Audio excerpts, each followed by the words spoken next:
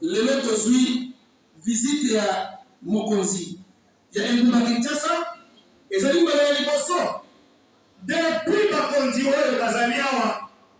depuis tozali na kati ya ville ya Kinshasa naino biso ba musulman tozwa visite ya mokonzi moko ya autorité ya mboka oyo te tomitunaka eske biso pe bakonsideraka biso lokola basitoyen ya mboka oyo